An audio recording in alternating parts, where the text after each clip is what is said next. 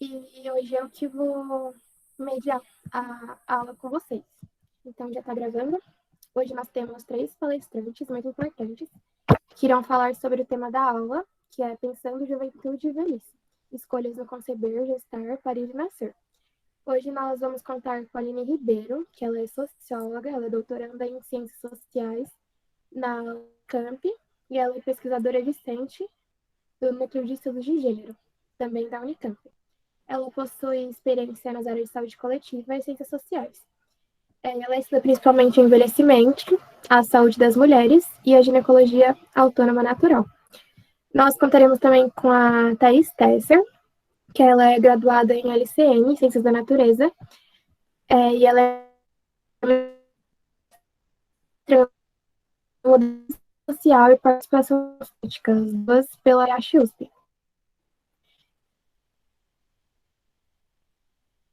Ela tem pós em saúde coletiva no Instituto de Saúde. Ela realiza pesquisa sobre trajetória de vidas de adolescentes que vivem com doença falciforme, da USP também.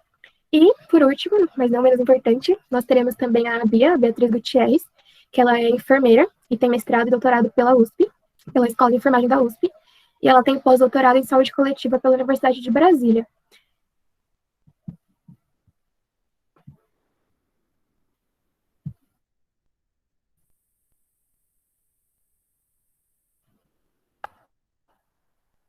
Gente, tá travando muito? Vocês querem que eu comece de novo?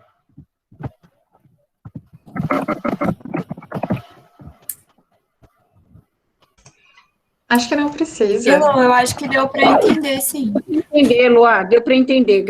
Travou um pouquinho, mas deu para entender. Tá bom.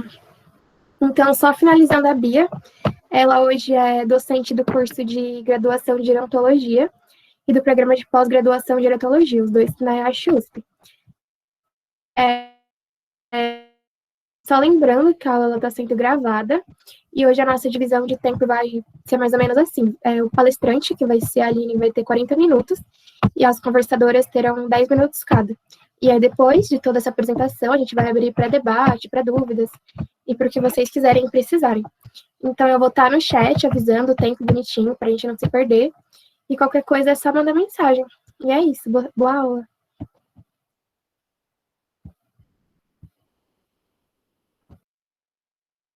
Então, pode começar. Quem vai apresentar, vocês vão apresentar a slide, já dá para iniciar. A aula já está gravando. Acho que eu começo, então, né? Isso. Primeiro, boa noite a todo mundo que está aqui. Acho que somos a maioria em mulheres, né? Enfim, boa noite a todas. Eu queria agradecer a Beth pelo convite, dizer que eu estou muito feliz de estar com vocês aqui hoje. Muitas saudades da Beth e da Thaís. Enfim, eu vou tentar apresentar aqui, vamos ver se vai dar certo. Eu queria fazer uma observação que, assim, eu tô com essas coisas de EAD, né, então eu tô com o computador um pouco travando, eu tô, tipo, com o celular do lado, caso alguma coisa aconteça, mas só para avisar que se eu sumir, de repente, foi isso que aconteceu, assim. Mas eu acho que vai dar certo. Vamos ver. Tipo o que aconteceu comigo. Então. Eu despenquei do computador e me socorri no celular, mas todo mundo entende, vai que dá tranquilo. Vocês estão conseguindo ver o que eu estou apresentando? Deixa eu ver.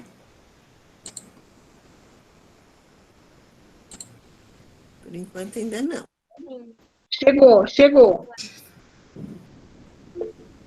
Só para... Está um pouquinho travado aqui, então vamos ter paciência. Bom, vocês estão vendo, né? O PDF? Sim. Tá. Sim. Bom, então, Bom, como a Eloá falou, eu sou socióloga, né? Então, eu tenho pesquisado temas relacionados à saúde desde a graduação. Eu estou no doutorado agora lá na Unicamp, em Ciências Sociais. Então, enfim, a minha fala vai ser um pouco, talvez, a partir de um lugar que não é da área da saúde, mas alguém que está ali, enfim, se enfiando no meio da área da saúde para analisar algumas coisas, assim. Eu acho que a maioria de vocês são da área da saúde, né? Então, mas enfim. Eu tentei fazer uma apresentação um pouco mais visual, assim, enfim, acabei não conseguindo trazer muitas referências textuais, mas eu tenho algumas sugestões de leitura que eu posso depois compartilhar com a Beth, para quem quiser se aprofundar nos temas, enfim. E minha intenção aqui, talvez, é mais levantar alguns questionamentos sobre algumas coisas do que, de fato, vir aqui falar para vocês verdades sobre velhice, sobre adolescência, enfim. Enfim. A apresentação, eu tentei formular uma apresentação de 40 minutos, mas vamos ver se vai dar certo.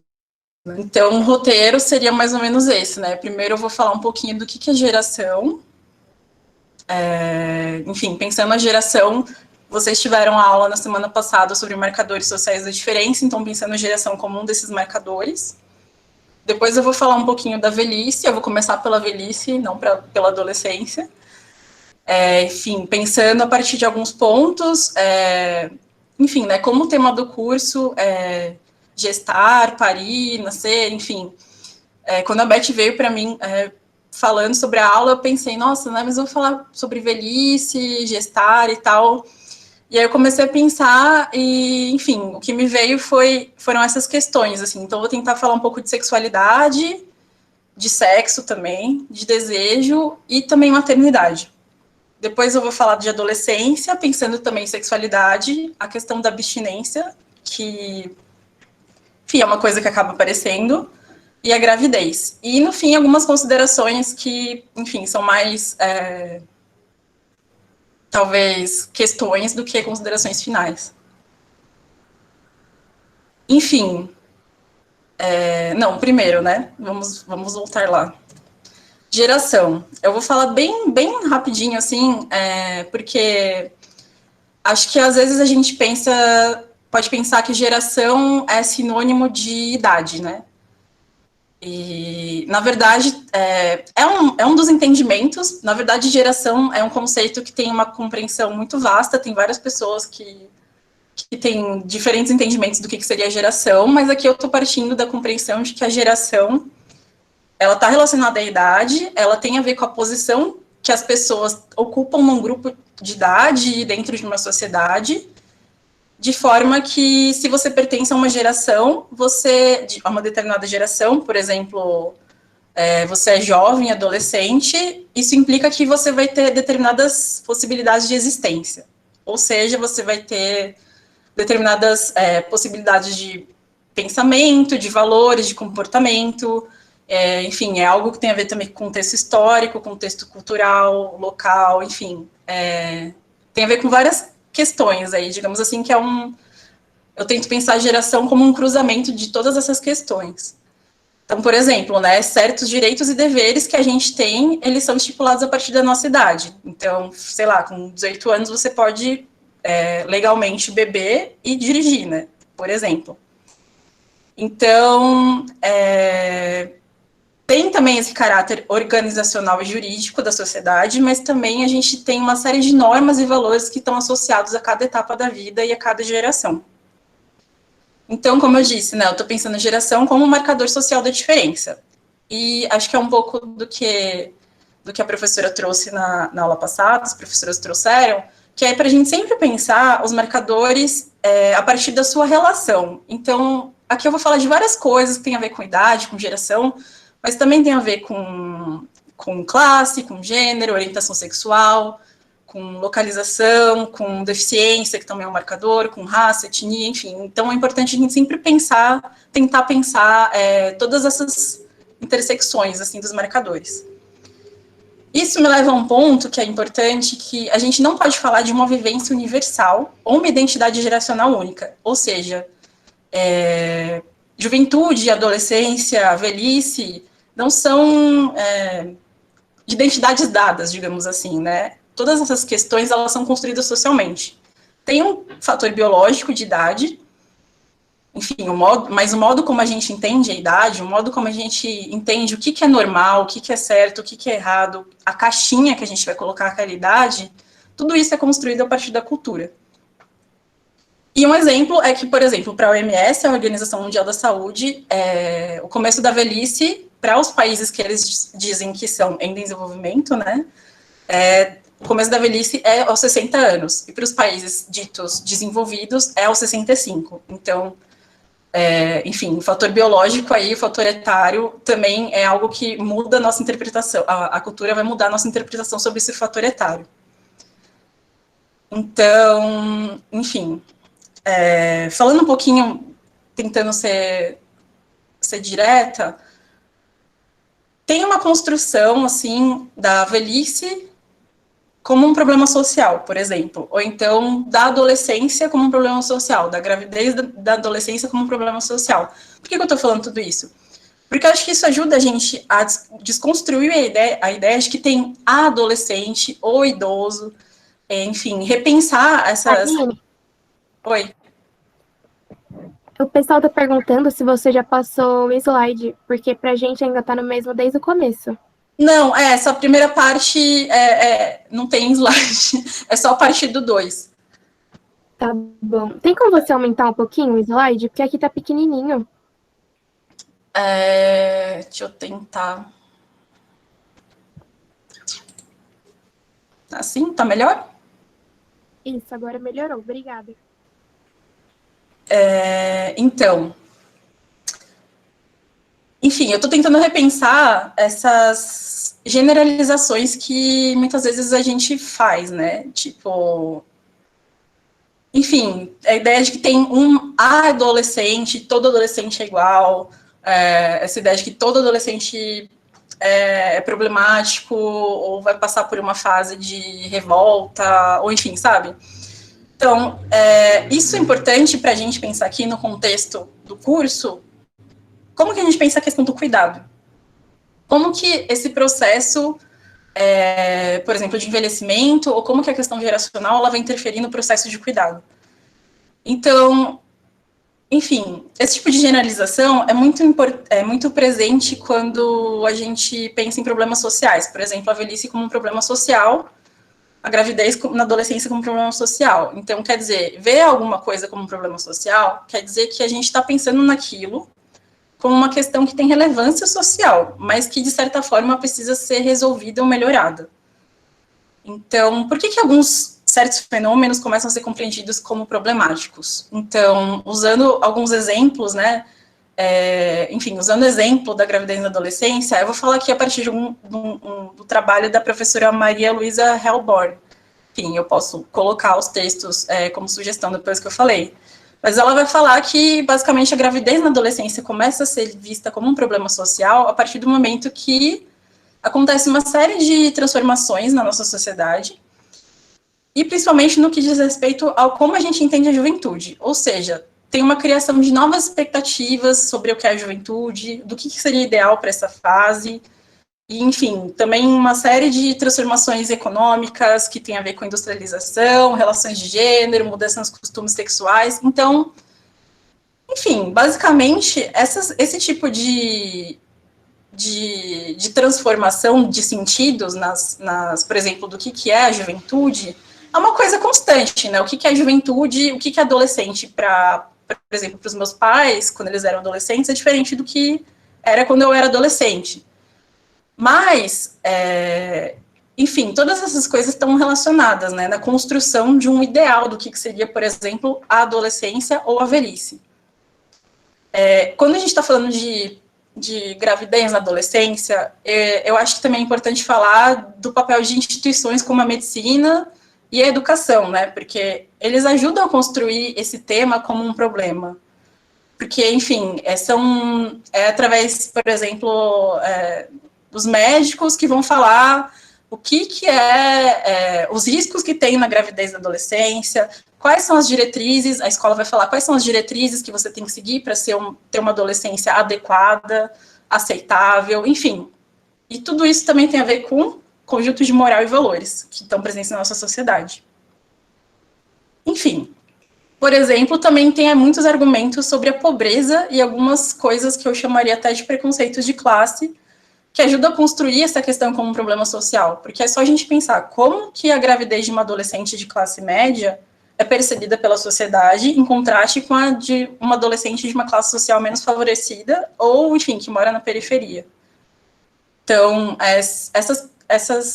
embora sejam, tipo, gravidez na adolescência, elas são percebidas de modos diferentes, né? Então, uma vai ser considerada mais problemática do que a outra. Enfim, tentando já encaminhar para o final dessa parte, qual que é o grande problema de construir, o problema de construir essas questões como um problema social? É que você acaba generalizando, né? Você acaba colocando o ideal, a norma a ser seguida, e o que é considerado ruim e que deve ser evitado. Então, essa generalização, muitas vezes, constrói estereótipos e faz com que várias realidades e vivências sejam apagadas. Então, por exemplo, eu estou falando bastante da gravidez na adolescência, que acho que o tema que eu acabei focando mais, porque, enfim, achei que talvez fosse mais interessante para vocês. Mas, enfim,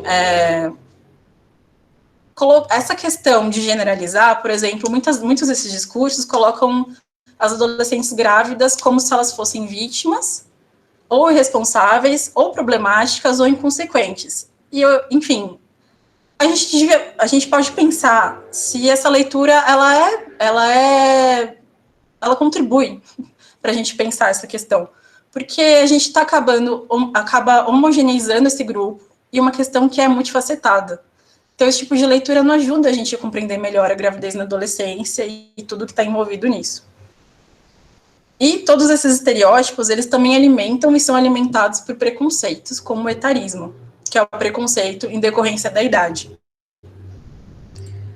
E aí, eu vou entrar na velhice. Basicamente, eu pensei em 3 pontos, né? Primeiro, pessoas velhas fazem sexo? A mulher velha tem desejos? E a mulher velha pode ser mãe? Enfim, essas imagens, já vou passar para o próximo slide. Infelizmente, eu não consegui traduzir, mas eu vou falar o que é isso. Enfim, uma observação aqui, né, que vocês vão me ver usando o termo velho e velha, mas eu estou partindo de uma perspectiva que algumas pesquisadoras e militantes, elas usam esses termos para ressignificar os sentidos negativos que supostamente eles têm. Então, pensando a partir de um eixo de que quanto mais a gente falar e naturalizar esses termos, mais a gente vai mostrar que talvez eles não necessariamente sejam negativos. Enfim. Bom, essas imagens aqui são de uma campanha de uma ONG do Reino Unido. Enfim, é uma campanha recente, se eu não me engano, é do começo do ano. Enfim, o objetivo dessa campanha é romper o estigma que cerca o exercício da sexualidade na velhice. Então, por exemplo, aqui a gente tem fotos, na verdade são casais, né, casais da vida real, assim. E, por exemplo, aqui, né, tem essa mulher sozinha e está escrito: você nunca é velha demais para brincar, para usar brinquedos. Enfim. Aí aqui, over the hill é uma expressão que, enfim, as pessoas usam no Reino Unido meio que para se referir a uma pessoa velha de um modo pejorativo. Então, tipo, a gente está, enfim, na idade, mas também está em cima da mesa e em cima do sofá. Então, alguns homens descobrem que amam golfe, mas alguns homens também descobrem que amam homens. E, enfim, eu não sei, assim, eu vou colocar umas questões, e se vocês quiserem, eu não estou conseguindo colocar o chat porque eu estou vendo a apresentação, Mas a gente pode discutir no final. Mas, assim, o que vocês sentem vendo essas imagens, né? Bom, aqui eu trouxe um trecho, porque essa campanha repercutiu até bastante aqui, e ela repercutiu, assim, várias notícias falando que era polêmica, enfim. E aí eu trouxe um trechinho de uma reportagem que uma jornalista brasileira, ela fala que ela compartilhou essas imagens numa rede social e recebeu alguns comentários dos colegas. Os comentários foram esses: achei um horror, me deu nojo, não consigo achar bonito, tudo na vida tem seu tempo, quando chega a idade existe carinho e amizade, imagens de mau gosto criadas para chocar. Então, esse tipo de representação, ele é presente na mídia? Não, né? Com certeza, hoje em dia é mais do que era uns anos atrás, mas mesmo assim a gente não vê muito isso. Por que será que é assim? Então, pessoas velhas, elas não fazem sexo, pessoas velhas continuam tendo sexualidade e desejo e afeto. Enfim, se fala abertamente sobre sexualidade e sexo na velhice, ou isso ainda é um tabu? E por que será que é um tabu? E, enfim, uma questão talvez um pouco transversal, mas as campanhas sobre prevenção de ISTs, né, porque agora é ISTs, dialogam com esse público. É importante pontuar que os casos de HIV no Brasil, em pessoas com mais de 60 anos, vinham aumentando nos últimos anos. Se eu não me engano, no ano passado deu uma diminuída, mas mesmo assim é algo preocupante, né? Enfim, o uso de preservativo é uma questão cultural que envolve questões geracionais também e de gênero, como a possibilidade que você tem de negociar com seu parceiro, parceira, o uso do preservativo, enfim. Eu acho que a gente pode talvez retomar isso depois ou não. Aí aqui, seria para pensar, né? A mulher velha tem desejo? Primeiro eu trouxe essas duas imagens de uma campanha de marca de lingerie, a do Lauren. Essa campanha é de 2012. Eu não sei se alguém lembra, mas enfim, na época teve uma repercussão grande até, também como algo considerado chocante, digamos assim. Então, né, enfim, a gente vê uma idosa considerada jovem, em alguns imaginários. Também é importante falar, ela é uma mulher cisgênero, branca, magra, sem deficiência aparente ou dificuldade de mobilidade aparente, enfim, essa moça, na verdade, o nome dela é Vera, e acho que na época ela tinha uns 70 anos e ela é empresária, então também ela é de uma classe mais alta, digamos assim. Enfim, o que vocês pensam quando vocês veem essa campanha, né? Tem um elemento cômico aqui, será? Será que essa representação é tipo uma piada? Será que ela tenta fazer as pessoas rirem? Será que ela está querendo questionar alguma coisa? Ou por que a gente acha estranho ver uma mulher de 70 anos de lingerie com um homem muito mais jovem falando, por exemplo, que a única tarefa doméstica que ela faz com prazer é passar o rodo? Isso gera estranhamento, né? E aqui, não sei se tem noveleiras aqui, mas se alguém lembra dessa novela, Babilônia, ela foi ao ar em 2015. E na novela tinha um casal de mulheres que era representado pela Fernanda Montenegro e a Natália Timberg. Acho que elas tinham uns 80 anos, mais ou menos, na casa dos 80 anos na época. E acho que só teve uns 2 beijos entre elas a novela toda, e foi algo que causou, tipo, muito furor, polêmica também, enfim. Primeiro por ser um beijo entre 2 mulheres, e mais do que isso, 2 mulheres velhas, né? Então, é algo que não é, ou não seria geralmente fetichizado na nossa sociedade, né? Porque se costuma fetichizar, de certa forma, a relação afetivo-sexual entre mulheres. Enfim, eu li uma entrevista, né, que a Fernanda deu sobre esse beijo, e ela disse assim, foi um beijo suave, de amor, sem erotismo, nem sexualidade. Aí eu fiquei pensando, e se tivesse erotismo e sexualidade, seria recebido como pelo público? E por que não teve erotismo e sexualidade? E aí a gente pode pensar a partir disso também, para quem que é reservado o direito de exercer a sexualidade? A mulher idosa, ela tá velha demais para a sexualidade, para exercer a sexualidade dela, e a sexualidade é algo relacionado apenas à reprodução, né? Enfim, são questões que eu acho que trazem, assim, um pouco do que a gente pode discutir. Aqui, enfim, eu trouxe um relato de uma reportagem de uma violência sofrida, inclusive, desculpa, eu devia ter avisado, que tem um gatilho de violência médica, obstétrica aqui, mas enfim. Enfim, é uma mulher de 41 anos. Então, enfim, ela não é idosa, né? Mas ela já seria considerada, pela maioria das pessoas, velha demais para ser mãe, né? Enfim, ela sofreu uma violência em São Paulo, quando ela foi... Enfim, importante dizer, ela é uma mulher negra que trabalha como ajudante geral. Enfim, a violência obstétrica atinge mais mulheres negras, né? E, enfim, ela procurou um atendimento num pronto-socorro de uma prefeitura, porque ela estava com dor, e ela estava com medo de estar sofrendo um aborto. Isso foi em 2018. E lá, a médica que atendeu ela disse essas frases.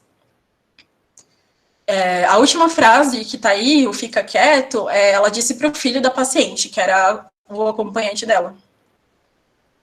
Então, enfim, né, aqui a gente vê várias questões, né, capacitismo, racismo, classismo, etarismo, apelo à autoridade da profissional de saúde. Então, que tipo de acolhimento e cuidado essa mulher recebeu e qual que é o cuidado que ela poderia ter recebido?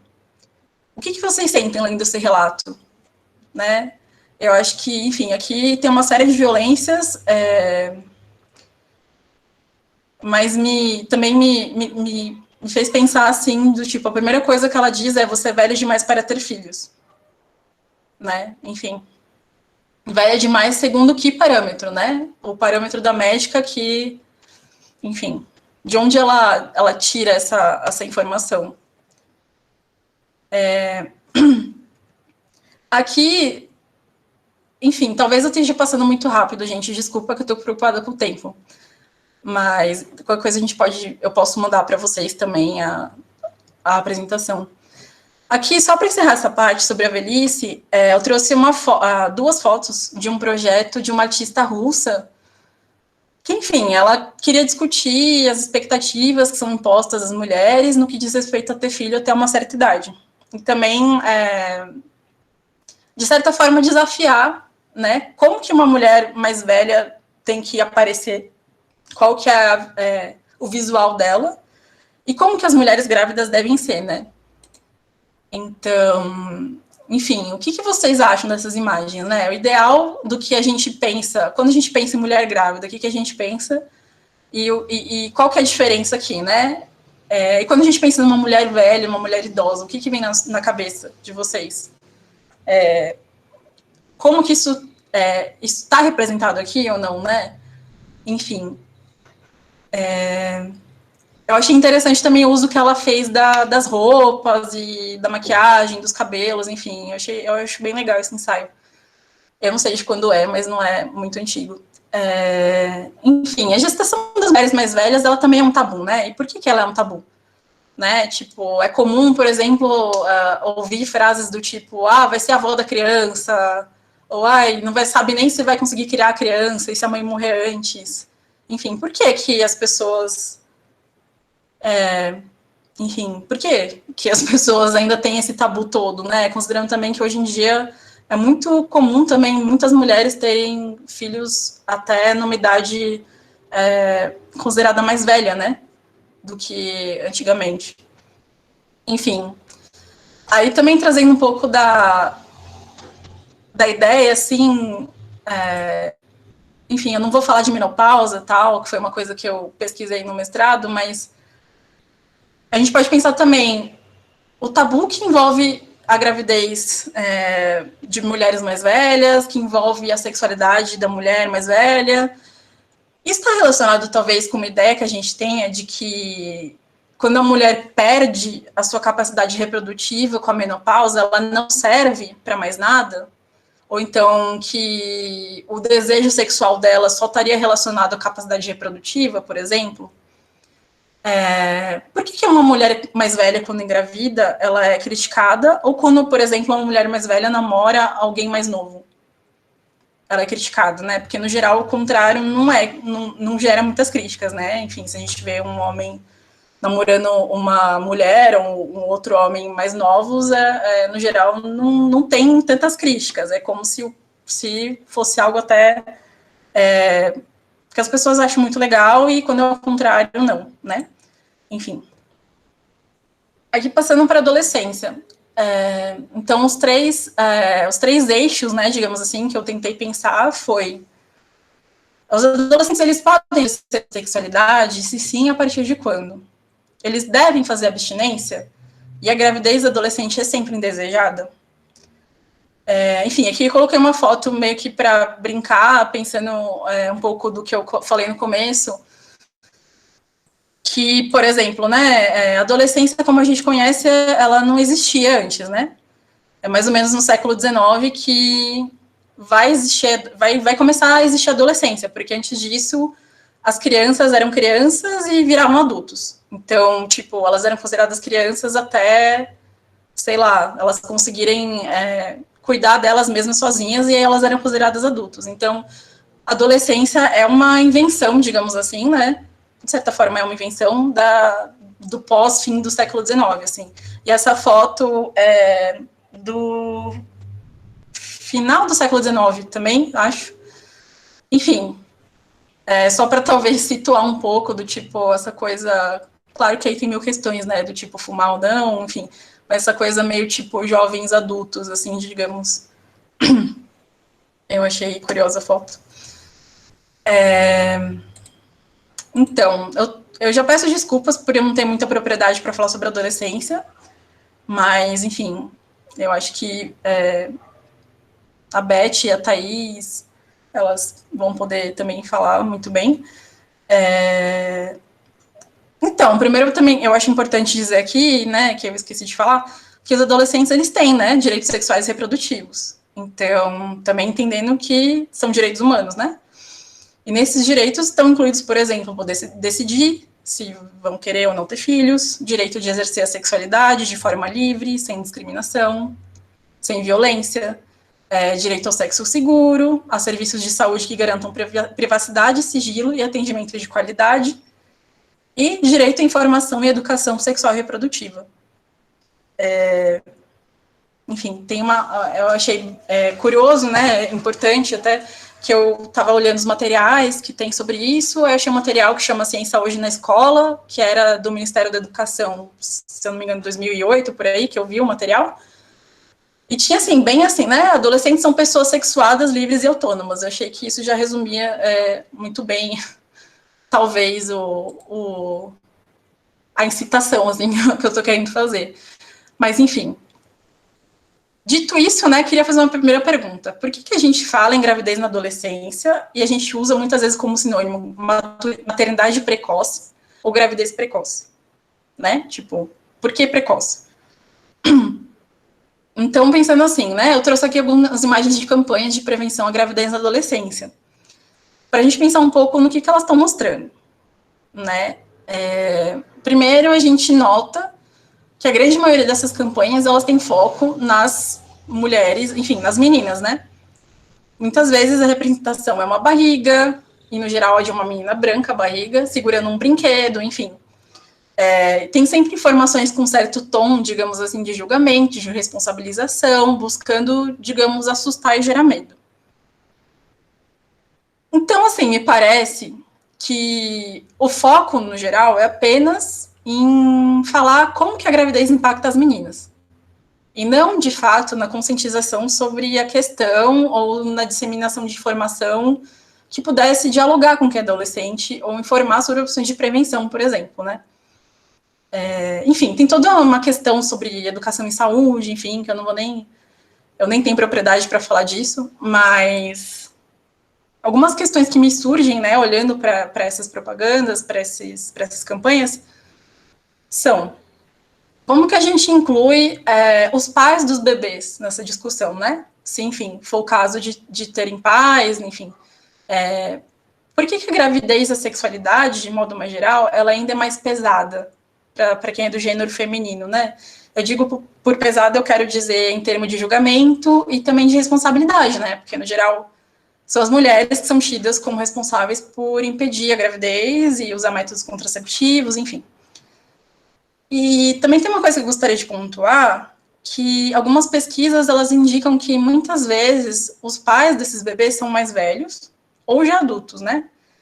Então, a gente também poderia pensar em por que a gente não está também dividindo essa responsabilidade com eles, né? Porque, enfim, né? Eu até procurei dados mais recentes, mas o dado que eu achei era muito antigo e era referente, acho que ao estado de São Paulo. Mas, enfim. Inclusive, aqui também trariam muitas outras coisas para a gente pensar. Por exemplo, o fato de que o Brasil é um dos países que tem mais casamentos infantis, mas, enfim, a gente pode falar disso depois. Enfim. Aqui eu trouxe uma campanha, e se eu não me engano, é a campanha atual, né, do governo, a mais recente, eu acho, não sei se teve outra depois dessa, do Ministério da Mulher, Família e Direitos Humanos, né? E é uma campanha que, enfim, vocês devem, não sei se vocês chegaram a ver, acompanhar o debate, mas ela foi muito criticada antes de ser lançada, porque a ministra, a Damares, né, ela havia dito que seria trabalhada a campanha, na campanha seria trabalhada a indicação de abstinência, né, abstinência sexual como política pública de prevenção. E por que foi criticado? Porque não há evidências que comprovem a eficácia de abstinência como um método de prevenção à gravidez na adolescência. E políticas públicas, elas deveriam ser baseadas em evidências científicas e não em embasamentos morais e de valores, né? Que, enfim, se a gente pensar na questão do alinhamento ideológico, moral, enfim, do governo, é uma questão mais de valores mesmo. Bom, aí eu também coloquei um trechinho de uma entrevista que o Mandetta deu, né, quando ele ainda era o ministro da Saúde, falando sobre essa repercussão da campanha e tal. Aí ele fala, né, porque que a gente não deveria falar para um público de 11, 12 anos, tipo, vai lá, pede a pílula, usa o DIU, não sei o quê. Ele fala, não é assim que funciona, né? Então, o que vocês acham dessa fala, né? Será que a gente não falar sobre a pílula ou o DIU enfim, para essas pessoas, para essas meninas, né, de 11, 12 anos, isso funciona? Ou a gente não dá acesso ao DIU e à pílula, por exemplo, para essas meninas, isso contribui de alguma forma para evitar a gravidez na adolescência? Então, enfim, e mais um último comentário aqui, né, se a gente reparar nas imagens, de novo, né, basicamente o que a gente pode entender é que se essa menina engravidar, ela não vai conseguir estudar e se formar, né, porque, enfim, pelo menos o entendimento que eu tenho olhando é esse, né, aqui novamente a gente tem uma campanha que remete, enfim, né, bem como, enfim, eu coloquei aí, né, o objetivo da campanha que está lá no site do Ministério é sensibilizar adolescentes e jovens sobre os riscos e as consequências da gravidez na adolescência. Enfim. Aí aqui, por fim, esqueci de tirar esse trezinho aqui, ignorem. Que pensando, né, a gravidez adolescente, ela é sempre indesejada? Então, enfim, lembram que eu comecei, né, falando lá na questão das generalizações, que é preciso que a gente reveja isso, entenda que os fenômenos são multifacetados e tal, enfim. Aqui tem uma foto, né, tem o cartaz, e uma foto que é uma parte do documentário Meninas, né, que é de 2006, da Sandra Werneck. A Beth tem um artigo, né, junto com outras professoras, sobre o filme, acho que ela até pode falar depois também, melhor do que eu, sobre o filme. Basicamente, né, o filme é um documentário e ele conta a história de algumas adolescentes, enfim, e uma delas, a mãe dela também está grávida, mas enfim, de algumas adolescentes que estão grávidas, né, e são histórias que mostram pontos de vista, digamos, diferentes, assim, quanto à gestação, né. Enfim, o que eu queria pontuar aqui, até para não tomar muito mais do tempo, é que em algumas circunstâncias, né, para algumas jovens, adolescentes, a gravidez ela não é vista como um problema, um erro ou uma irresponsabilidade, né? Então, enfim, é o caso de algumas delas, eu não vou lembrar o nome delas também, mas enfim, no filme a gente vê, né, que para algumas a gravidez ela pode ser entendida também como uma possibilidade de ressignificar a vida delas, a subjetividade delas, a identidade delas, enfim, no contexto em que elas vivem. Então, no contexto em que elas vivem, isso faz sentido, né? Então, algumas têm o desejo, a vontade de ser mães, e naquele contexto faz sentido. Então, a gravidez também, ela também vira um projeto de vida, um sonho, uma realização, né? Que nem também pode ser para várias outras pessoas, em outras faixas etárias e tal. E, enfim. Ou seja, né, a gravidez, a maternidade, elas carregam múltiplos sentidos na nossa sociedade. Então, a gravidez na adolescência, ela não necessariamente vai ser entendida como um erro, uma irresponsabilidade ou o fim da vida, né? Para quem está numa gravidez precoce. Enfim, até porque, né, nossa sociedade, a maternidade, se a gente for pensar numa crítica mais abrangente ainda, a maternidade é algo extremamente romantizado. E, enfim, as mulheres cis, né, elas crescem acreditando que elas devem ser mães, ou que ser mães deve ser algo defendedor dos seus projetos e planos de vida, enfim. Por isso também é importante a gente falar de maternidade compulsória, mas também respeitando a individualidade e a autonomia das pessoas, né? E lembrando também que maternidade compulsória também é uma discussão que parte de um lugar de classe e raça bem específico, né? No geral, de mulheres brancas de classe média. Enfim. Conclusões, né? Assim, digamos.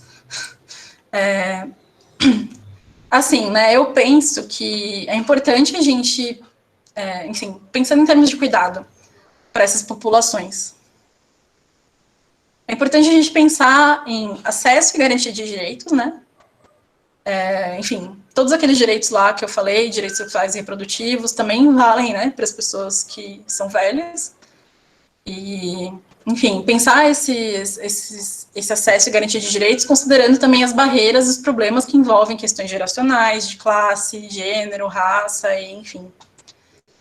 Ou seja, né, é preciso que a gente forneça informações e cuidados para que as pessoas tenham autonomia para escolher e possam fazer uma escolha informada.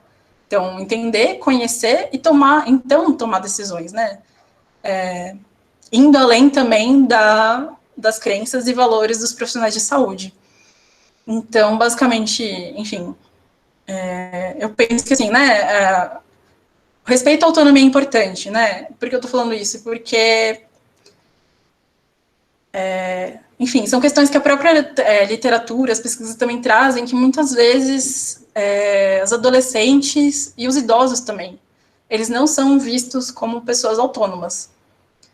Então, eles são pessoas autônomas, né? Então, claro que devemos sempre considerar as condições pessoais, contextuais, sociais das pessoas, enfim, tipo, tem exceções, né? Mas, enfim, salvo essas exceções, essas pessoas, elas não precisam de um cuidado paternalista, digamos assim, né? Então, por exemplo, aquela ideia de que, idosinho, fofinho, tipo, sabe, aquela ideia de que idoso vira criança, tipo, não, eu sou uma pessoa, só que mais velha, entendeu? Ou então que o adolescente, ele vai ser sempre responsável e, tipo, vai tomar, cometer erros, vai tomar, enfim, a gente volta para generalizações de novo, né, tipo, acho que é sempre importante também pensar, enfim, acho que pensar na questão da autonomia, das individualidades, mas também sem perder o contato com talvez uma questão mais social, assim, uma crítica mais social, talvez, assim, não sei, desculpa, eu dei uma enrolada agora, mas continuando aqui, enfim, né, com foco no acesso à educação de saúde, educação em saúde e educação de qualidade, e informações também sobre direitos sexuais e reprodutivos, que, enfim, me parece que é um pouco do... Enfim, é um pouco do que falta, digamos assim, talvez, nas orientações, digamos assim, nas campanhas, nas representações que a gente tem, enfim. Em termos de sexualidade, né, acho que é importante a gente compreender que a sexualidade ela é parte constituinte da nossa identidade. E, mais do que isso, né, o exercício da sexualidade, que não necessariamente quer dizer, o exercício da sexualidade não é necessariamente igual a sexo, enfim, mas o sexo também, eles são parte da nossa vida, né, inclusive da nossa vida inteira. Então, eles também têm que ser abordados na infância, mas, claro, com respeito ao desenvolvimento e à compreensão de cada faixa etária. Então, a abordagem, o conteúdo e a metodologia, eles são diferentes para cada geração, cada idade, em diferentes espaços formativos. Então, enfim, acho que é uma grande polêmica também, digamos assim, várias discussões acaloradas sobre necessidade ou não de ter educação sexual na escola, né? Enfim, acho que também são coisas importantes para a gente discutir aqui, embora a maioria de vocês sejam da área da saúde e não da educação, acho que as duas coisas estão muito próximas, né? E também que a sexualidade e o sexo, eles também passam pela dimensão afetiva, né? E eu tô falando isso por quê? Porque tem a ver também com os afetos, os desejos e os sonhos da pessoa, né? Então, enfim, de certa forma, por exemplo, enfim, é importante a gente considerar a dimensão afetiva também, né? Que também não necessariamente o sexo, o exercício da sexualidade, ele está relacionado, por exemplo, à concepção ou à gravidez. Ele está relacionado a várias outras coisas, né? A nossa sexualidade está relacionada com várias outras coisas, a forma como a gente se vê, a forma, o que a gente quer da nossa vida, enfim, tem milhares de coisas relacionadas aí. Então, enfim, uma coisa que eu acho curiosa, né, já estou acabando, mas pensando assim, né, eu nunca tinha parado para pensar, comparando assim, né, enfim, né, porque eu trabalhei muito com pesquisas de envelhecimento, velhice e tal, da perspectiva social, antropológica.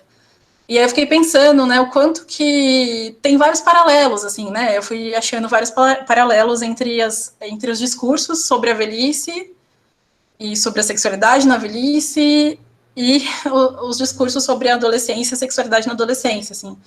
Enfim, por exemplo, né, a gente tá entre discursos que dizem quando que é o momento em que se pode ter uma vida sexual. Então, para os jovens, eles devem, né, eles têm que adiar o início da sua vida sexual, como se isso fosse a solução para uma série de problemas, de questões relacionadas à gravidez ou não, a relacionamentos, enfim, questão de saúde, tipo, enfim. Então, a prescrição é que os jovens adiem, né, o início da vida sexual, e para os velhos, para as pessoas velhas, o sexo geralmente, ele não está presente. Ele não está presente nas representações, e, tipo, a ideia, no geral, é que o sexo, ele está completamente ausente da vida das pessoas velhas, porque a ideia é que, com o fim da capacidade reprodutiva, né, no caso das mulheres cis, né, porque, enfim, por causa da menopausa, se subentende que o sexo não acontece mais, né.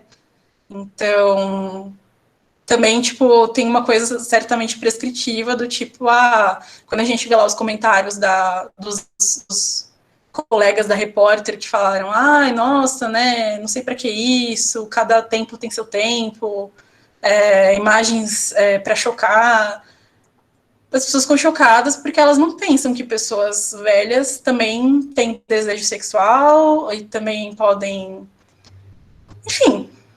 Então, a prescrição também não façam sexo, né? Porque vocês não precisam, ou não conseguem, ou não tem porquê. Porque, enfim, que me parece que é um pouco um conjunto de discursos aí que talvez converse. Assim. E encerrando, né, eu trouxe algumas questões, além das milhares de outras que eu já fiz, porque, enfim, eu trouxe várias questões, mas talvez, assim, seriam pistas para o debate ou para vocês pensarem, né? Ou para a gente discutir, enfim, né? Então, como que a gente pode promover a saúde sexual e reprodutiva de jovens e idosos e idosas de forma mais inclusiva e efetiva, né? Como que a gente pode pensar o cuidado levando em conta as dimensões geracionais? E a relação das dimensões geracionais com todos os outros marcadores, né? Enfim, vocês vão ter aula sobre várias outras coisas. Enfim, tem também a questão do que eu coloquei aqui, né? E a maternidade, a paternidade e a velhice, né? LGBTQIA+, né? Elas se encaixam aonde nesses discursos e representações, né? Elas se encaixam em algum lugar? Enfim. Quem dita qual que é a idade ideal ou certa para ser mãe ou pai? Qual que é essa idade? E por que tem uma idade ideal? Né? E, enfim, para fechar, retomando uma questão que surgiu, né, na aula anterior, que, enfim, foi a única aula do curso que eu consegui acompanhar também, mas em algum momento ali alguém perguntou, né, no caso de adolescentes, como que fica a escolha, a autonomia e a escuta, né? Eu achei muito legal essa pergunta e eu quis retomar ela porque eu acho que pode talvez abrir enfim, né, abrir não, mas enfim, dar pistas aí de onde a gente pode seguir, assim, enfim. E era isso. Não sei se eu falei muito rápido, se eu demorei demais, mas obrigada por todo mundo ter me ouvido. E vamos conversar depois. E estou animada para ouvir as outras pessoas. Foi ótimo, foi no tempo certinho. Obrigada por topar participar e pela aula, que foi muito boa. Você levantou temas assim muito importantes, tanto que o chat está lotado de gente querendo interagir sobre o assunto, fazendo pergunta, fazendo comentário. E aí a gente conversa sobre depois. Agora eu vou abrir para Thaís e para Bia.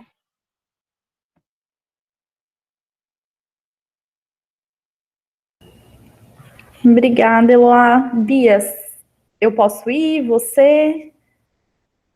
Como você prefere? Fica à vontade, depois eu falo. Tá certo. Bom, eu fiz um apanhado aqui, fiz algumas anotações do que a Aline trouxe e dei uma olhadinha no chat, e aí vou tentar, então, assim como a Aline levantou, acho que a ideia mais aqui é a gente trazer problematizações, né, para tentar pensar algumas coisas relacionadas ao tema de juventude e velhice dentro do curso, mais trazer problematizações e reflexões do que trazer uma verdade absoluta. Então, antes de falar um pouquinho aí do que eu pensei a partir do que a Aline trouxe, é importante eu dizer de onde eu falo, né? Eu sou educadora, formada na IASH, em Ciências da Natureza. Lá na graduação comecei a trabalhar com a Beth, num projeto onde a gente desenvolvia oficinas em escolas, especificamente sobre educação para a sexualidade. Depois estudei com a Aline, nós fizemos pós-graduação juntas em saúde coletiva, e agora no mestrado eu estudo jovens que vivem com doença falciforme. E aí a ideia, desde o meu TCC, sempre foi pensar um pouco a intersetorialidade entre saúde e educação, e focado um pouco na juventude. Então eu vou falar mais sobre esses pontos, né? É bem bacana, é bem importante pensar, antes de tudo, nessa questão de quem ou o que determina, né? A Aline falou sobre isso. Quem o que é que determina? É uma faixa etária, é o contexto social, é o contexto cultural, é a história que vai determinar. Então, quem é criança, quem é adolescente, quem é jovem, quem é adulto, quem é idoso. E aí, a partir disso, eu gostaria que vocês pensassem o que vem na cabeça de vocês. Claro que a gente já teve aí várias pinceladas na fala da Aline, e isso vai influenciar também no que vocês vão pensar nesse momento, mas o que vem à cabeça de vocês quando vocês pensam, quando eu falo adolescente, né? Essa palavra, adolescente. O que vem à cabeça de vocês relacionado a isso? Geralmente, em outras oficinas, em outras aulas, a literatura traz bastante que a gente tem vários estereótipos ligados, né? A essa palavra, a essa fase da vida. E eles estão ligados a preconceitos, a estereótipos que a gente constrói socialmente, e aí a gente pode trazer, então, coisas como aborrecentes, irresponsáveis, inconsequentes, e todos esses preconceitos e essas construções, esses estereótipos, eles são difundidos em nossa sociedade e eles vão impactar diretamente na comunicação também entre as gerações, né? Para além de impactar na comunicação entre as gerações, também vai refletir bastante na relação que profissionais de saúde, profissionais de educação, profissionais da assistência social, também vão ter quando precisam trabalhar com adolescentes e jovens, né? Assim como também vão influenciar quando pais e mães, avós e avós precisam passar por essa fase aí da adolescência dentro dos seus círculos familiares, né? E aí a gente pode pensar também que quem é responsável, então, por trabalhar, por conversar, por formar os adolescentes e as adolescentes e os jovens com relação à sexualidade. Pensando em sexualidade para além das questões, como a Aline trouxe, né, para além do sexo. O sexo também está envolvido na questão da sexualidade, mas pensar a sexualidade mais ampla, né? De quem que é a responsabilidade? É da família? É da família e da escola? É somente da escola? É do serviço de saúde, né? O jovem, o adolescente e a adolescente, eles estão nos serviços de saúde? Como que a gente observa isso no nosso dia a dia? A criança, ela passa pelo pediatra, a gente tem no nosso país todo um sistema de uma política de vacinação, né, até esse momento do Covid, infelizmente, bem estruturado, de vacinação. Na fase adulta, depende dos contextos, na velhice também. E a fase da adolescência, né? Esse jovem está no serviço de saúde? Ele está só na escola? Quais espaços da comunidade que os jovens estão, né? Eles estão na associação de moradores, eles estão na igreja, eles estão nos terreiros, eles estão nos centros culturais, nos campos de futebol. Quais são os lugares e os convívios em que esses jovens compartilham, né, no dia a dia? E aí, acho que é importante também ressaltar, e a Aline trouxe isso várias vezes, que existem adolescências, né, muito diferentes, né, diversas adolescências. A gente não tem uma única adolescência, um único adolescente. Isso vai variar muito do contexto social, do contexto histórico, dos marcadores sociais da diferença, né, dos contextos de vida mesmo, né, e das condições de vida dos jovens e das jovens. E aí a Aline puxou bastante essa questão da gestação, né, não planejada, não desejada, dessa gestação precoce. Então, geralmente, quando a gente conversa, assim, né, com os nossos pares, conversa na nossa família, conversa na escola, quando a gente vê na mídia, e aí diferentes mídias, né, impressa, televisiva, as recentes campanhas do Ministério da Saúde, quando a gente vê esse tema especificamente, ele está muito relacionado a uma coisa alarmista, assim, né, chocante, muito relacionado com as questões de moral e bons costumes, está associado à pobreza, marginalidade social, desestruturação familiar. Os discursos trazem muito uma questão muito do risco, né? Não só risco à saúde, como também riscos sociais, né? E levando aí para a saúde mental também. E coloca tudo num bolo só, numa caixinha só, e principalmente focando nas meninas, nas adolescentes, né? Então, a gente poderia discutir, acho que, uma série de coisas aqui, né, relacionadas a gênero, a classe, a raça e etnia, a geração, propriamente dito, né?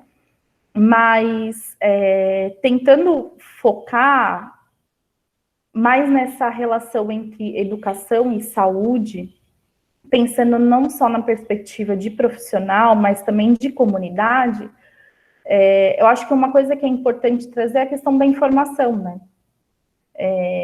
Como que a gente pode, em qualquer fase da vida, tomar uma decisão? Se ela vai ser acertada ou não, a gente vai saber com o tempo, né? Ao longo do tempo. Mas a gente precisa do quê para tomar informação, né? Tomar uma decisão. Geralmente a gente vai buscar por informações que envolvem aquele tema. E aí o fato do trabalho da educação para a sexualidade, para mim particularmente, e para os estudiosos e as estudiosas que nesse tempo a gente vai consultando, essa questão do acesso à informação é bem importante, né? Para os adolescentes e para as adolescentes. Então, esse público, né, os jovens, eles conhecem o seu corpo, eles conhecem de política pública, eles conhecem o direito que eles têm, então os direitos sexuais e direitos reprodutivos. Para além disso, eles conhecem quais são os direitos humanos, eles sabem onde ou quem que eles podem procurar para se informar, para entender o que está acontecendo, para entender as mudanças, e aí pensando mais na questão fisiológica mesmo, né? E aí, para além disso, nas questões sociais e de contexto de vivência e convivência. Eles sabem quem procurar, eles sabem como encontrar a informação correta. E aí eu acho que é bacana alguns documentos, inclusive de formação mesmo, né? Alguns materiais educativos de formação continuada de profissionais de saúde e educação trazem muito a questão da parceria, né, dos setores. Então, da intersetorialidade entre educação e saúde. Porque se a maioria dos jovens e das jovens não estão no serviço de saúde, a gente pode encontrar eles na escola, né? Ou na comunidade. E aí, se essa questão da parceria, ela fica muito setorizada nesse momento, tem uma fragilidade aí, né? Então, por que não somar esses diferentes conhecimentos, as diferentes expertises, para tentar elaborar estratégias, oficinas, cursos, enfim, tem milhões de possibilidades para tentar trabalhar essa questão da informação, né, com os jovens e as jovens. E aí, eu acho que um ponto importante se a gente se dispõe a isso, a gente precisa tá muito atenta à questão da escuta, né? Então, a gente está disposto, né, a ouvir os jovens e as jovens, né, a entender o que para eles e para elas, como que está relacionada a questão das identidades, das subjetividades, né? Como que é toda essa construção individual e coletiva para os jovens e para as jovens. Diferente da gente tentar trazer verdades absolutas. Então, o que é certo, o que é errado, tentar ir para além de ensinar a colocar a camisinha e a tirar a camisinha, para além de, não que esses pontos não sejam importantes, eles são importantes também, né? Mas a gente precisa ir um pouco além disso, né? E conversar sobre questões de sexualidade mesmo, né? E também de questões, enfim, fisiológicas e biológicas, mas é importante a gente sempre ter em mente que o direito do adolescente à saúde, ele é consagrado como um dos direitos humanos básicos, né? Tanto no âmbito de legislações e instrumentos internacionais, quanto também de legislações brasileiras, né, e instrumentos brasileiros.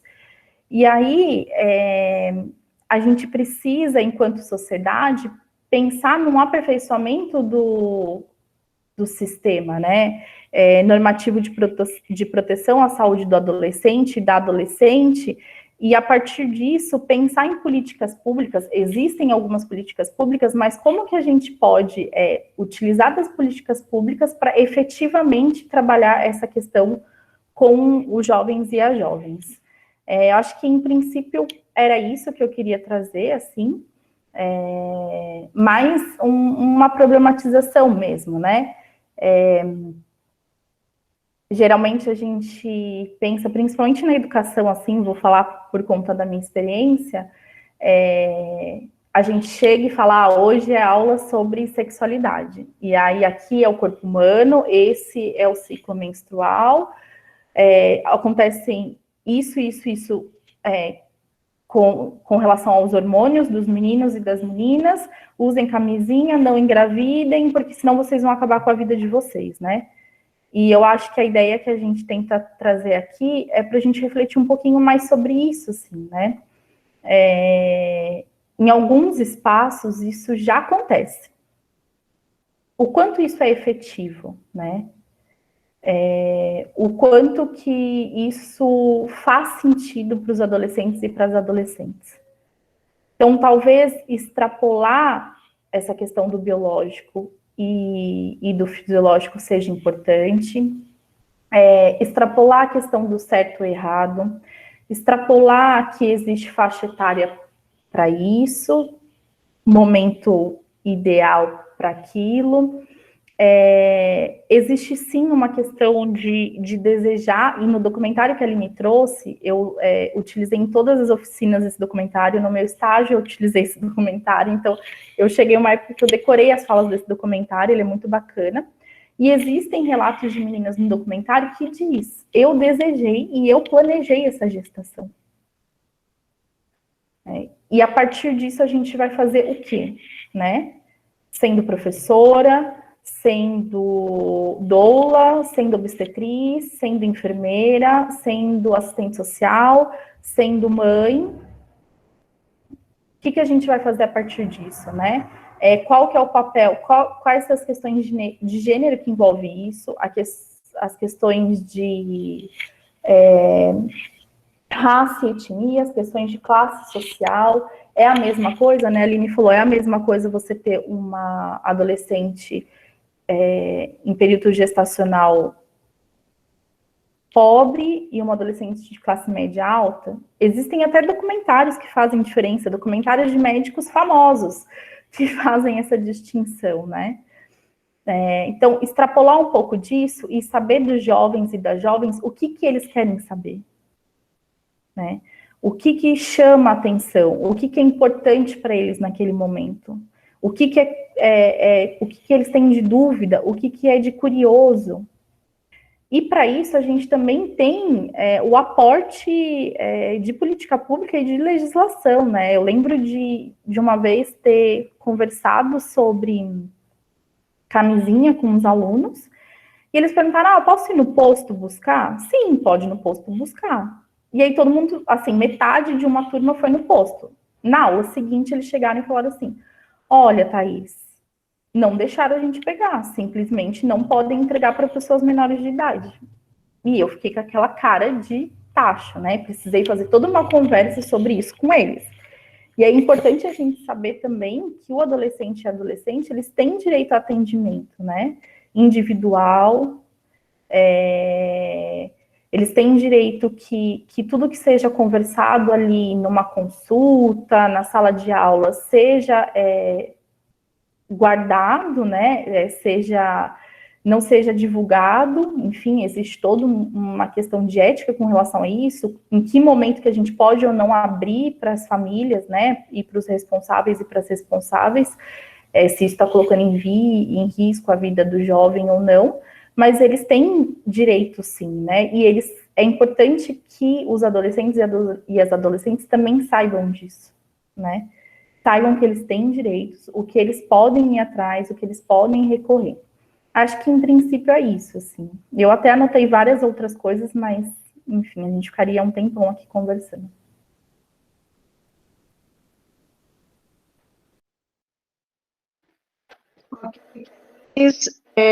Boa noite a todos, né? Gostaria muito de estar agradecendo a oportunidade de estar aqui, né, discutindo esses temas, né, tão hoje pouco debatidos ainda, né?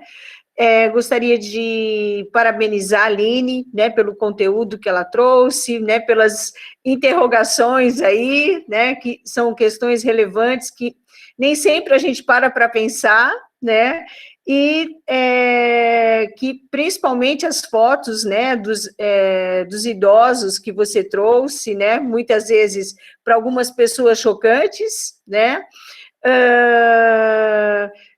para mim não, né, isso é da própria área que eu já trabalho, né, eu trabalho na gerontologia, então, quanto esses idosos se sentem, muitas vezes, desamparados, que eles gostariam de estar discutindo, né, sobre sexualidade com a gente, mas os profissionais da saúde não dão essa abertura, né, infelizmente, os profissionais da saúde são os primeiros a terem preconceitos, né, achando que os idosos são assexuados, né, o quanto as crianças, né, também consideram os idosos assexuados. Por coincidência, hoje nós estávamos numa oficina, né, com idosos, e o tema foi sexualidade, amor e sexualidade, né, e uma das idosas, né, hoje idosa, mas ela disse que ela estava com o namorado, com o mesmo namorado que ela tem hoje,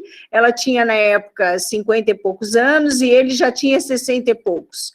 Eles foram parados por um menino, né, mais ou menos de uns 10 anos, e os dois estavam se beijando, né, aí o menino disse, nossa, mas vocês são velhos, não podem se beijar, né, e aí eles riram, né, e diz que esses dias atrás mesmo eles estavam lembrando desse episódio, né, o quanto as crianças também não estão preparadas, né, para ver essas cenas, porque até então isso era meio que proibido, né, os idosos não poderiam estar aí andando de mãos dadas, se beijando, e mesmo em casa, né, a gente está tendo essa problemática agora, por quê?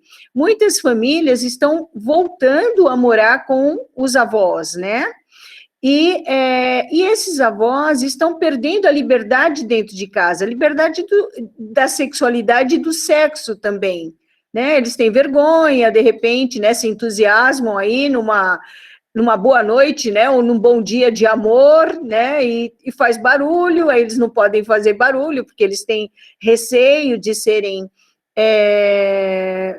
censurados, né, então isso também atrapalha, né, então essa liberdade do idoso, infelizmente, a nossa sociedade, né, discrimina muito a sexualidade, né, na terceira idade.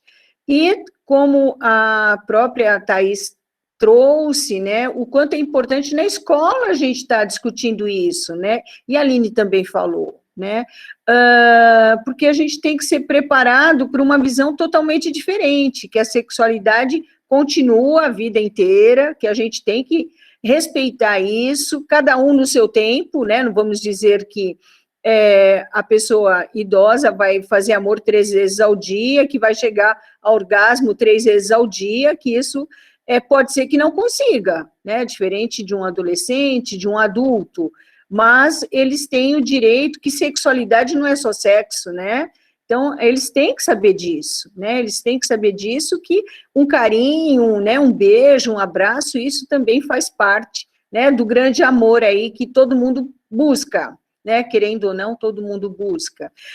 Eu me recordei, né, durante a fala da Aline, que o meu pai tinha 84 anos e tinha 3 namoradas, tá, acreditem se quiser, uma sabia da outra, né, mas elas se respeitavam e ele na dele, né.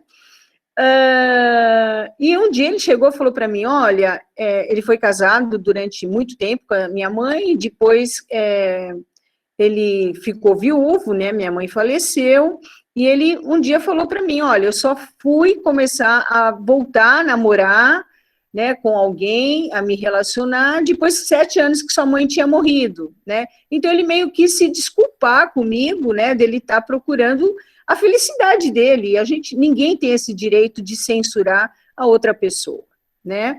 E uma das alunas da Geronto, né, eu contei em sala de aula, na época, né, que ele ia 4 vezes por semana ao baile, ele tinha uma vida super ativa, né? E a aluna falou, nossa, professora, você não tem vergonha de falar que seu pai tem 3 namoradas? Eu falei, mas por que vergonha, né?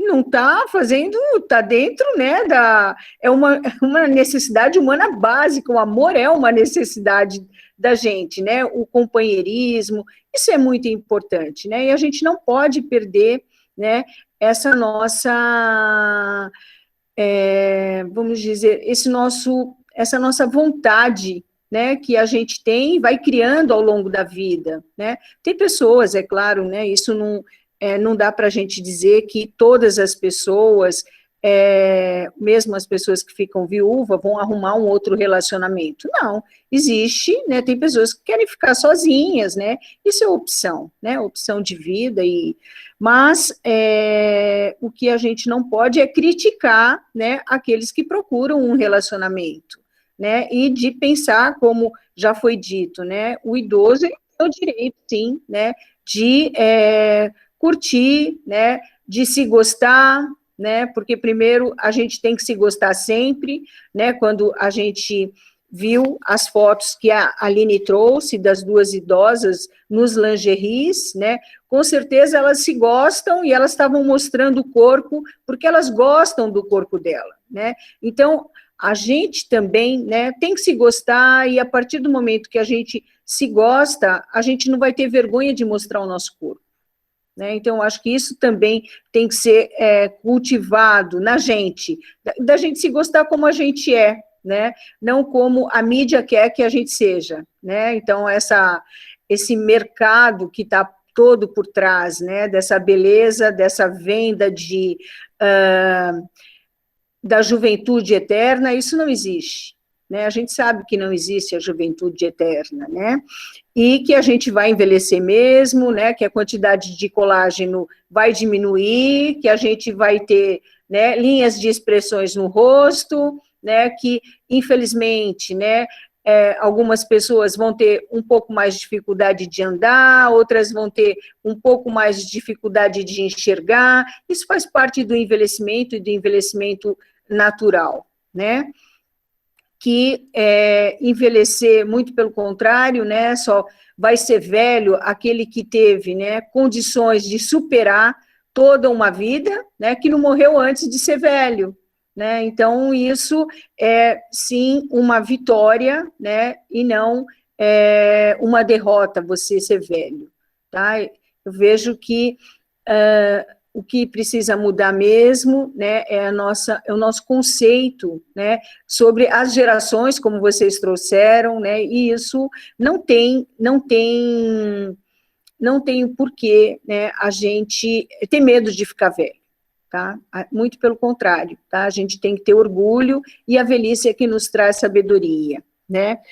Quando a Aline trouxe, né, das ISTs, alguns anos atrás, eu fiz, né, juntamente com uma aluna na época, ela estava fazendo o TCC dela,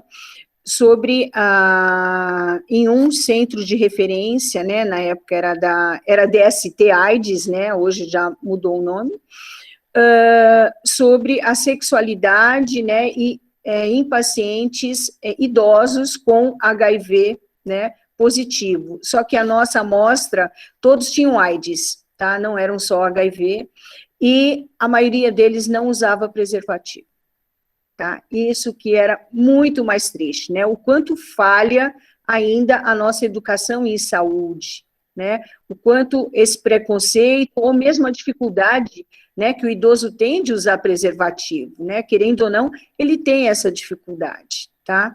E quando a Thaís trouxe, né, dos adolescentes em relação ao preservativo, de buscar o preservativo, né, na unidade básica de saúde, eu me recordo que isso há muitos anos, na Zona Leste, né, a gente fazia estágio em uma unidade básica de saúde, e chegou um casal, né, de adolescentes, eles tinham uns 14 anos mais ou menos, foram buscar o preservativo, né, e pelo jeito estavam bem animados que eles iam ali, assim, há poucos minutos iam usar esse preservativo. Quando eles chegaram lá para pegar, não, são 10h30 da manhã, a gente só começa a distribuir depois das 14 horas. Vocês acham que eles iam esperar até 14 horas?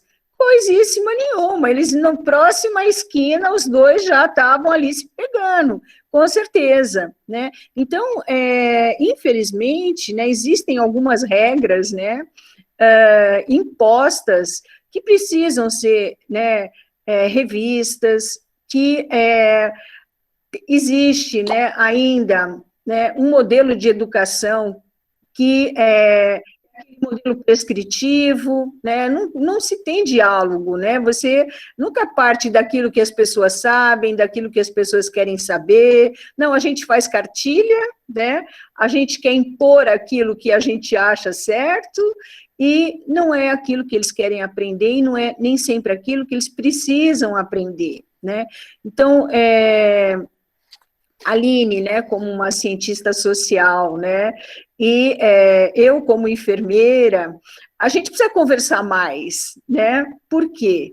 Essa falta de interdisciplinaridade ou transdisciplinaridade, né, isso faz a diferença, muita diferença, né, porque esses, né, a importância desses saberes, né, eles têm que convergerem, né, tem que ter, não muito, você, cada um fica na sua, né, e não existe esse diálogo, essa conversa, a gente não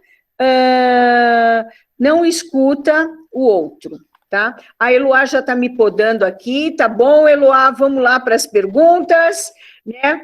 Existem algumas mãozinhas levantadas. Eu vou para a sequência, então, tá bom, Eloá? Obrigada pela sua fala, pela fala da Thaís, foram falas bem importantes, levantaram pautas, assim, que faz diferença a gente pensar hoje em dia, né? São coisas que às vezes a gente vive, não pensa, ou passa despercebido, assim, no dia a dia, mas são coisas que fazem diferença. Então, agora eu gostaria de abrir para as perguntas.